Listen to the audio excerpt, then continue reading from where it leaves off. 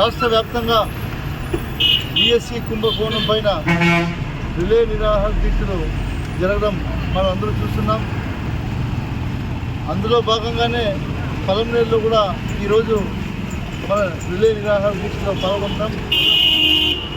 ఏదైతే ఆంధ్ర రాష్ట్రంలో డిఎస్సిలో జరిగినటువంటి కుంభకోణం, ఆ కుంభకోణం జరిగిందని ఆంధ్ర రాష్ట్ర ప్రజలందరూ కూడా చెప్తున్నారు.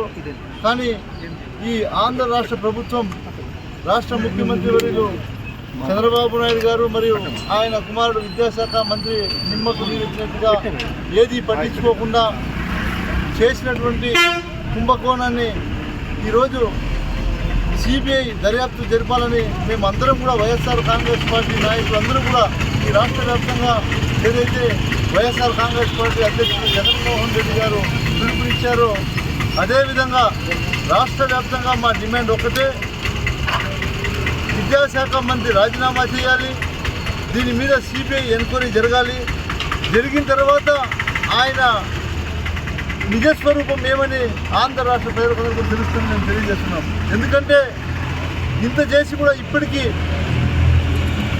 కూడా ఇన్ని నిరాహార దీక్షలు, ఇంతమంది రోడ్డున పడినా కూడా ప్రభుత్వం ఏది కూడా పట్టించుకోకపోవడం చాలా దుర్మార్గమైనటువంటి పరిస్థితిగా ఈ ఆంధ్ర రాష్ట్ర ప్రజలందరూ కూడా చూస్తున్నారు.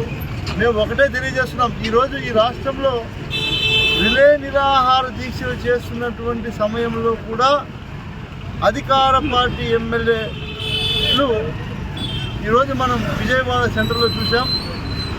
ఆ శిబిరాలకు వెళ్ళి సాక్షాత్తు అధికార పార్టీ ఎమ్మెల్యేని వెళ్ళి గూండాయిజంతో అక్కడ ఉన్నటువంటి శిబిరంలో ఉన్నటువంటి వైఎస్ఆర్ కాంగ్రెస్ పార్టీ నాయకులను, మాజీ ఎమ్మెల్యేను దౌర్జన్యంగా కొట్టడానికి పోవడం ఎక్కడా లేనటువంటి దౌర్భాగ్య స్థితి ఈ ఆంధ్ర రాష్ట్రంలో చూస్తున్నాం. ఆ శిబిరంలో ఉన్నటువంటి వైఎస్ఆర్ కాంగ్రెస్ పార్టీ నాయకుల మీద మూత్ర విసర్జన చేయడం ఇది ఎక్కడైనా ఇంతవరకు జరిగిందా? ఇదేనా చంద్రబాబు నాయుడు గారు మరియు పవన్ కళ్యాణ్ గారు మీ ప్రభుత్వంలో మీ శాసనసభ్యులకు, మీ మంత్రులకు నేర్పించేటువంటి సంస్కారం ఇదేనా అడుగుతున్నాం మేము. ఈరోజు మేము కూడా ఇక్కడ రిలే నిరాహార దీక్ష చేస్తున్నాం, ఎవరికి ఏ ఆటంకం కల్పించలేదు, మా అంతా మేము కూర్చున్నాం. ఏ రాకపోకలకి ఇబ్బంది కలిగించలేదు, ఎవరికి కూడా ఇబ్బంది కలిగించట్లేదు. కానీ మీరు ఎందుకు భయపడి శిబిరాల మీద దాడి చేస్తున్నారు ఈ రాష్ట్రంలో అని మేము అందరూ కూడా ప్రశ్నిస్తున్నాం. దీని అంతా కూడా ప్రజలు గమనిస్తున్నారు, గుర్తుపెట్టుకోండి.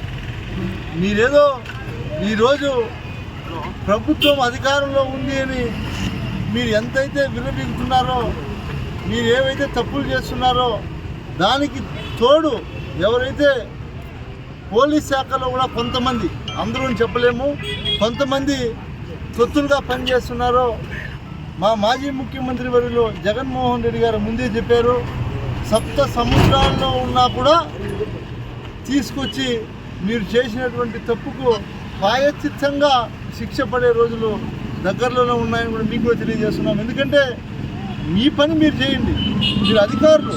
మేము తప్పు చేస్తే మాకు కూడా శిక్ష పడుతుంది, ఎవరు తప్పు చేసినా శిక్ష అందరికీ ఒకటే. అధికారులు మీరు చేసేటువంటి బాధ్యత మీరు నిర్వర్తించేందుగా కోరుతూ ఉన్నాం. అదేవిధంగా ఈ రాష్ట్రంలో నిరుద్యోగ వృత్తి, ఆ రోజు అబ్బా కొడుకు డబ్బా కొట్టారు, రాష్ట్రం అంతా కూడా నిరుద్యోగ వృత్తి ఇస్తామని. ఈరోజు నిరుద్యోగ వృత్తి ఒక్కొక్క నిరుద్యోగుడికి ఎంత ఇవాళ లెక్కేసుకుంటే దాదాపు ఈ 30 నెలల్లో 3,000 ఇంటూ 30 నెలలు దాదాపు ఒక్కొక్కరికి 90,000 ఇవ్వాల్సి వస్తుంది. అంటే మీరు చెప్పినటువంటి మాటలు లేక మేము అడుగుతున్నాం. మేమేమైనా ఊరికే వచ్చి నిరాహార దీక్షలో, లేదో రిలే నిరాహార దీక్షలో, లేదో ర్యాలీలో, లేదో వేరే ఏమన్నా మాకు పని లేకుండా చేస్తున్నామో అడుగుతున్నాను నేను. మీరు ఎన్నికల ముందు ఏదైతే డబ్బా కొట్టారో ఆ డబ్బా కొట్టినటువంటి ఆ డబ్బా మాటలకు ఈరోజు మీరు సమాధానమైనా చెప్పండి. లేదో మాకు చేత కాదు, లేదా మేము అబద్ధాలు చెప్పాము, ఆ రోజు మమ్మల్ని క్షమించండి, అయినా క్షమాపణ కోరండి ప్రజలను. పోనీ మేము తప్పు చేశాము, ఆ రోజు అధికార కోసం మేము ప్రజలను మోసం చేశామని క్షమించండి, నేను క్షమాపణ కోరండి.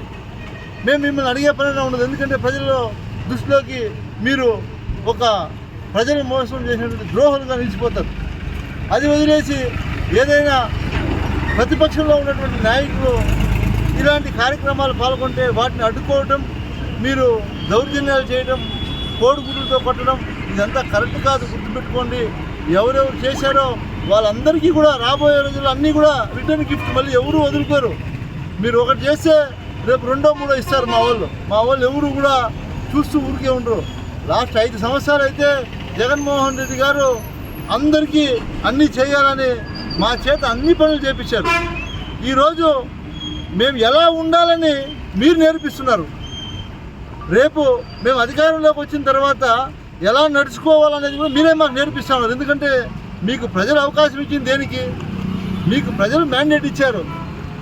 ఏదో మీరు ఉద్ధరిస్తారు, నేను సంపద సృష్టిస్తానంటే ఒక ఆయన, నేను ప్రశ్నిస్తానంటే ఇంకొక ఆయనకి అధికారం ఇస్తే ఈరోజు ఇంత జరిగినా కూడా ఏది పట్టించుకోకుండా ప్రతిపక్ష నాయకులు ఎవరైనా ఇలాంటి కార్యక్రమాలు చేస్తుంటే వాటి మీద దౌర్జన్యం చేయడం ఎంతవరకు కరెక్ట్ అని మేము అడుగుతున్నాం. ఖచ్చితంగా మేము ఒకటే తెలియజేస్తున్నాం, ఇది మొదలైంది ఇప్పుడు అంతే, గుర్తుపెట్టుకోండి.